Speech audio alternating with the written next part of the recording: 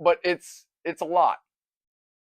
Like it's a lot, but it's also a lot. Like it's a lot of stuff.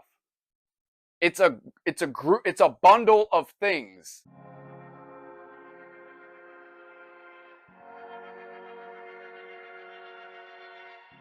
Yo, it's your boy Cherry Hunts Figs, and I'm back with another weekly review video. It's been a minute since I've made a video. I'm well aware of this. What else is new? It's kind of like my signature thing. I don't know. It's kind of like, when you go to an Italian restaurant, you expect it to have something with a name that ends in a vowel, right? It's similar to that.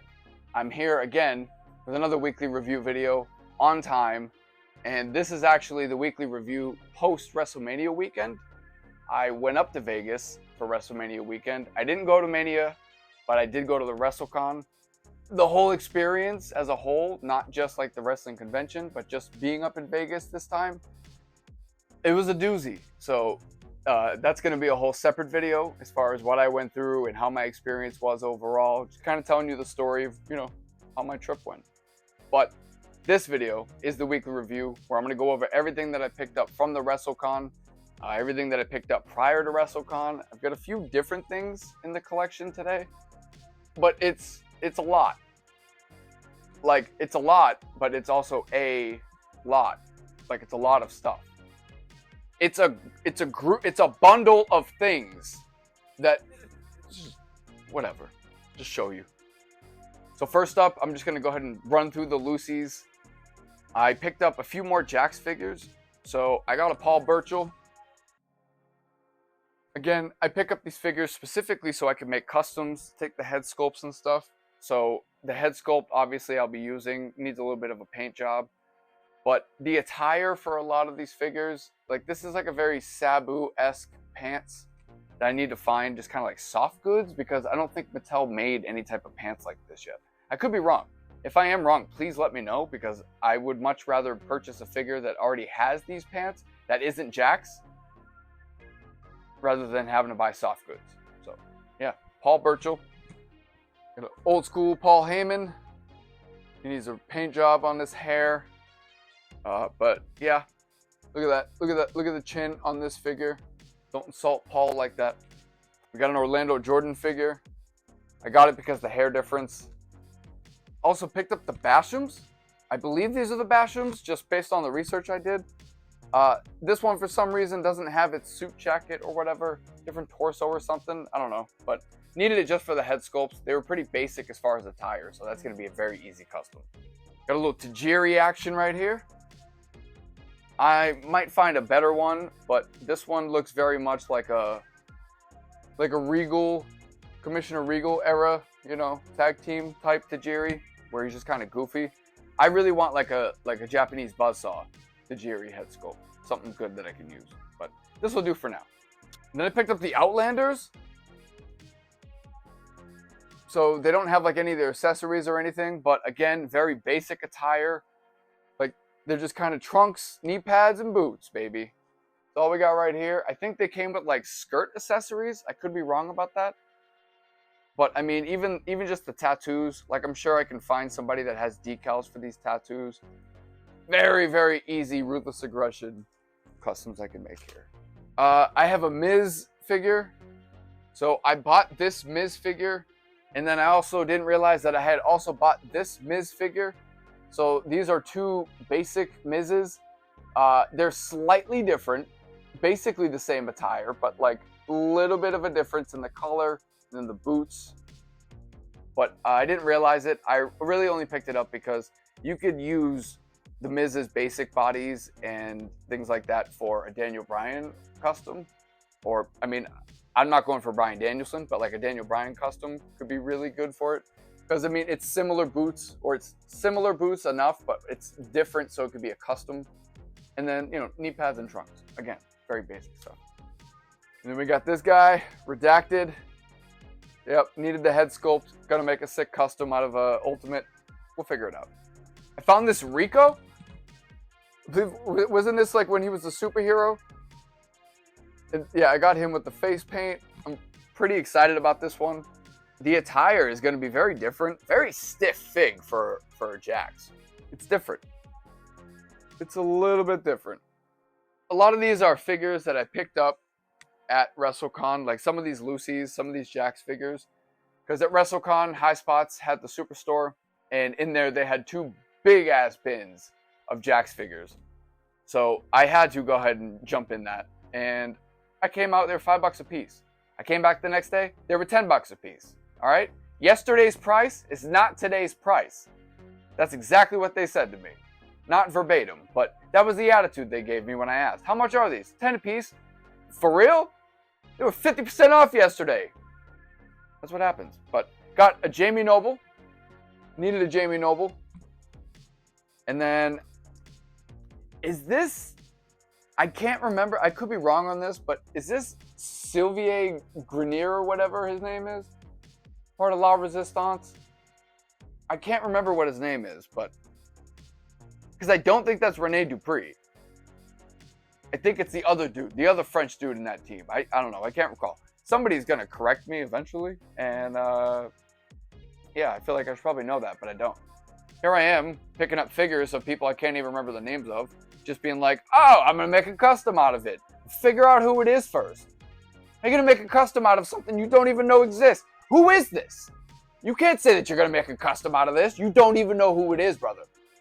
What body am I going to use? I'm going to use a similar body? All Jakks bodies are jacked. Real jacked, baby. Real jacked. And then is this Pedro Morales? I could be wrong. But I saw the head sculpt and I was like, I feel like I don't see this figure in Mattel form right now. So I'm definitely going to go ahead and use this for a custom. Again, picking up stuff that you don't even know the name of.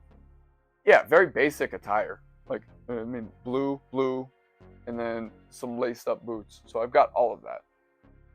And then the last Lucy I got off of somebody on Facebook. This is the Owen Hart AEW release. I don't remember what series it was. I really only needed it because I wanted an extra Owen sculpt. Obviously, WWE is never really going to get a deal. You really shouldn't say never unless it comes to the contract negotiations for Owen Hart's likeness in a nostalgia contract, because Martha's not having that. So I had to go ahead and pick this up because at least I got AEW release. I could take the body, use it for something. So I got 2 head sculpts and I'm pretty excited about it because, I mean, there are different Owens you can do and you can create as far as a custom, different eras, different attires. I mean, like I can put him with what's his name? With Jim Neidhart when he's wearing the thing. The new generation Jim Neidhart. When Owen was wearing the green and he was wearing the yellow. So I already have an extra pair of those soft goods because I bought 2 of those figures. So I don't know, maybe I'll do that. We'll see. The next up were a couple gifts that I got. I'm really excited about it because these are 2 figures that I needed. One of them I really only needed loose, and then the other one I needed complete. But the first one, finally got the Kevin Nash Monday Night Wars. I needed this because really for the NWO shelf, you kind of need this as a tipping point. You need the debut for Scott Hall. You need the Legends, Hulk Hogan with the yellow boots when he comes out and turns heel. Like, you need all this, and I needed this, right? I didn't need it complete, but pretty happy. It came with the Teddy Long Build-A-Figure piece, and it's in there. And then this was the most important part because I needed to complete the Golga Build-A-Figure, okay? Got my decals, got my Cartman figure, everything. Just needed that last little bit, and this is the arms, okay? Never have I ever been chasing arms of a Build-A-Figure before, but here I am. So I got the Booker T. As far as I know, this is the Chase edition, the variant. I could be wrong, but I believe it is because the picture on the back is him in black. So him in the white tights, pretty sick. And then, of course, Kevin Nash. And the next few things were a couple things I just grabbed while I was out at Ross. So found a Seth Rollins basic. Again, anything with these type of boots, I'm probably going to pick up because you can make so many different type of Brian Danielson customs, fantasy attires, things like that. So I had to pick this up. And then I got this Kurt Angle in the mail. It's Kurt Angle retro. Again, on the retro hunt. It's over here building the Detolf. Needed to pick this up. I think it was like 13 bucks, bro. Come on, 13 bucks for a retro on card. Can't complain. Then while I was at Ross, I went ahead and I picked up a couple things at Target because it was right next door. So I picked up the AEW pay-per-view Wardlow. So I picked this up specifically because it was $9.99. That's it. I don't need this figure in my collection. I'll take the title. Sure, I'll take the TNT Championship gladly. For $10, you're probably end up spending $10 for the title alone. So why not get the entire thing in great condition? Plus, like, I really like these, that they're like different colors, because if you were to line these up, it would look pretty sick as far as like just rainbow effect in a sense. But I need that title, so I'm not gonna do that. I'm gonna go ahead and rip this open. And then, like I said in the unboxing video of this figure, picked up another Justin Hawk Bradshaw figure, and I picked it up because the head, not that I look like JBL in a sense, but this figure, just having like, you know, a longer nose, more closed eyes, and then a beard and long hair. I can make a custom of me. I can make a Cherry Hunts Figs custom. I'm so vain. I'm just making customs of myself at this point. That's a ridiculous concept. Doing it anyway, but it's still a ridiculous concept. So full of myself. I love it. But yeah, picked up this Justin Hawk Bradshaw. If you want to see more about this figure, I did do an unboxing. It's on my channel. And then I also picked up the Bret Hart, because I don't know, maybe I can use the body for something like the attire. I don't know where it says Bret Hart on it, like as far as like his actual name. But if it does, I'll go ahead and paint over it or something. Use it for a custom, something different. But I really only picked these up, again, because Target's just trying to clear their shelves for the next releases. The AEW All Out, $9.99. These, $11. And I had a coupon for 20% off. Brother, you can't get a better deal than that. Come on, the long game paid off this time. I got two of the figures that really didn't need. I already had a Justin Hawk Bradshaw. I didn't really need another one, but I wanted the head sculpt just in case. And then a Bret Hart. I'll take another title. Period. And then these last few items I actually picked up at WrestleCon. So go ahead and dive straight into it. Very first thing I picked up SDL's book. It is autographed on the inside, and this was the 1 of 50 signed first editions. So these are the first editions that came from WrestleCon. She exclusively had them, so she did autograph it. I haven't started reading it yet, but I am going to go ahead and pick it up and start reading it tomorrow. And it's a small enough book as far as like you could knock this out easily in like one day. Anything with SDL, I'm here for it, bro. And then while I was at the convention, I did stop by Collect Major's table. And while I was there, I did pick up, come here, Bubba. I did pick up the Evergreen Ric Flair that's on collectmajor.com. I didn't have this because, I mean, again, it's Evergreen, so like I really didn't need it necessarily, but I've been waiting for it. So to be able to see one like in the flesh, in bulk, in a sense, where like I could just purchase a bunch of them if I wanted to. It was nice to be able to pick it up with. So I grabbed this one, but also, you know, as most WrestleCons, they have an exclusive Big Rubber guy, and this year it was the 1 of 500 bloody variant Harley Race. Look at that. Oh, baby. Oh, baby. Look at that. Look at that, son. It's crazy. I really do like the bloody variants. I'm not going to lie. Like, there are like a few different ones that they can do that would like kind of make sense as far as who they have. Like, they have a Bruiser Brody coming out. And Bruiser Brody could easily be a bloody variant. Like, that would look sick. And if they release enough of them, I'm going to have to create a shelf specifically for bloody variant Big Rubber guys. Like, it's just like, I'm such a fan of this line. And I've really been tossing and turning whether or not I'm going to continue with the Rambo and everything like that. But I'm all in, baby. I'm all in. I made my decision. I'm all in. Big Rubber guy, Harley Race. Like, this is super, super dope, man. Very excited to unbox these. These unboxing videos will be coming soon. I love this line, bro. And then, of course, on the way out, they had their Marvel collaboration, The Amazing Spider-Man, that has Brian Myers, Matt Cardona, and Mike Kanick on the front. Kinnick actually signed it. He hit me with the upsell as I was leaving after I got my big rubber guys. He said, "You want the comic too?" Sure. I already have one. I didn't need another one. I picked it up. It's nice interacting. It's nice supporting a business that's been really, really solid for their fans and their customers. So I don't mind picking up another one. And he autographed it. So not mad about that pickup at all. And then last but certainly not least, and I'm not going to lie to you, like while the big rubber guys were really sick to pick up and it was really nice to actually hold them in hand and pick them up that way, I was most excited about this because at WrestleCon, I'm not much of a person who likes to meet people. Like, I'm a pretty shy person, but like also, I mean, a convention's a little bit different, but for the most part, like in public, if I see somebody famous or a wrestler or something, I'm not one to like mark out and like make a big deal or try to get their autograph and things like that. I want to kind of just leave them alone because like they're not here to do that. At a convention, it's different. They're here to meet us. So with that being said, I saw that Mike Chioda was added to WrestleCon. And if you don't know who Mike Chioda is, Mike Chioda was longtime WWE, WWF referee. He's no longer with the company. However, now that allows him to do separate things like license his likeness and things like that. And he did, look at this, bro. Come on, man. FC Toys, they got a Mike Chioda. He actually has two. I didn't realize that until I went over there, but I saw him over there, like right when you walked in, he was right there. And I was very excited because I have always loved Mike Chioda as a referee. Watching wrestling my entire life, he has always been the person I think of when I think of referee.